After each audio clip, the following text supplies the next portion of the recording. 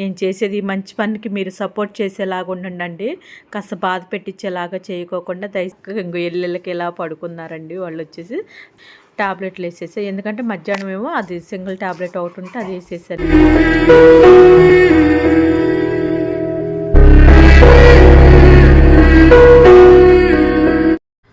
అండి ఇక్కడైతే మనకి పిల్లల్ని అయితే నేను తీసుకొని వచ్చానని చెప్పా కదండి. మీరైతే ఫుల్ వీడియో చూడండి, మిస్ అవ్వకుండా. మీకు ఎలా ఉన్నారు ఏంటి అనేది మీకు అర్థమవుతుంది.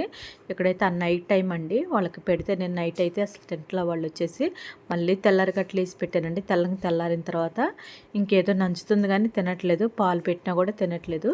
ఇక అప్పుడు నేను 10 పెడదాంలే అని చెప్పేసి వాళ్ళు తాగట్లేదు అని చెప్పేసి వదిలేసి, అప్పుడు నేను మెడిసిన్ కూడా వేయకుండా లివర్లు అవన్నీ తెప్పించేసానండి. తెప్పించేసి ఇంకా నేను బాయిల్ చేసేసి వాళ్ళకి అన్నం పెడితే కొంచెమే తిన్నారు లైట్గా. అందులోనే మెడిసిన్ వేసి పెట్టేసాను నేను.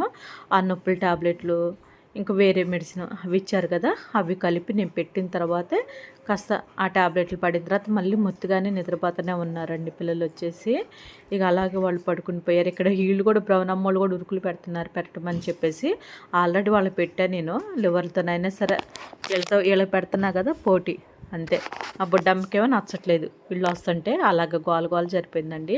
నిజంగా చెబుతున్నా, నాకు ఒంట్లో బాగా ఓపిక లేక ఇంకా అలా అయిపోయింది. ఏం చేస్తాం, ఒక్కోసారి అనిపిస్తుంది ఏంట్రా బాబు ఈ జీవితం అనిపిస్తుంది. ఎవరన్నా ఉంటే బాగా అనిపిస్తుంది హెల్ప్ చేసేవాళ్ళు.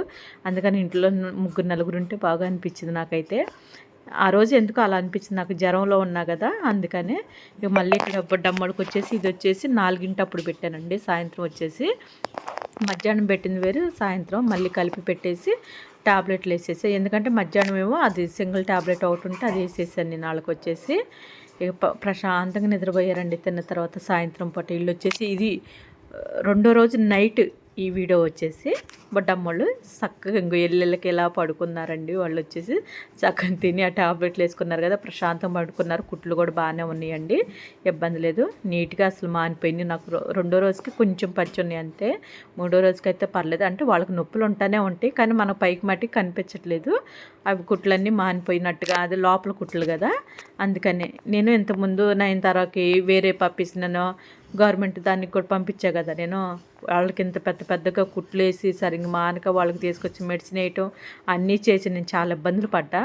కానీ ఇప్పుడు నాకు ఎందుకో చాలా ఈజీగా అనిపించింది. నాకు ఆపరేషన్ వచ్చేసి ఇంత ఈజీగానైనా కుట్లు అన్నట్టుగా అనిపించింది నాకు. ఎందుకంటే చాలా నీట్గా వేసారండి కుట్లు కూడా వచ్చేసి త్వరగా మానిపోయినాయి. మన ఫస్ట్ పిల్లలకు కూడా అలాగే ఉన్నాయి కదా, ఇప్పుడు ఈ పిల్లలకు కూడా అలాగే నీట్గా ఉన్నాయి. ఆ పిల్లలు కూడా నేను ఒకసారి చూపిస్తే అసలు కుట్లు ఏం కనిపించవు, చక్కగా నీట్గా ఉంటుంది. వాళ్ళైతే హుషారుగానే ఉన్నారు. మన బుడ్డి పిల్లలు కూడా హుషారుగానే ఉన్నారండి.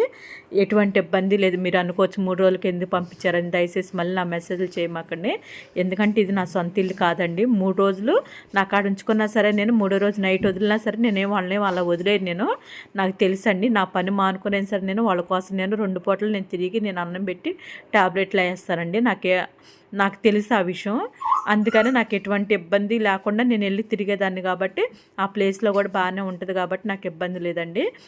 అంటే మళ్ళీ కొంతమంది అనొచ్చు, అమ్మ అప్పుడే వదులుతున్నారని. పోయినసారి కూడా ఆ వీడియోలకి అలాగే నా మెసేజ్ చేశారండి.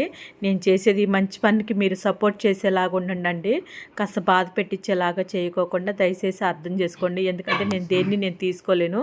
నా మెంటాలిటీ ఏంటో నాకు తెలుసండి. నేను ఎవరిని నేను అలాగా వదిలేయటం అలా చేయను. నేను ఎలా చేస్తున్నాను ఏంటనేది నా సర్వీస్ నాకైతే బాగా తెలుసు. ఎందుకంటే నేను 24 గంటల్లో నేను ఎన్ని గంటలు రెస్ట్ తీసుకుంటున్నాను అనేది కూడా నాకు తెలుసు.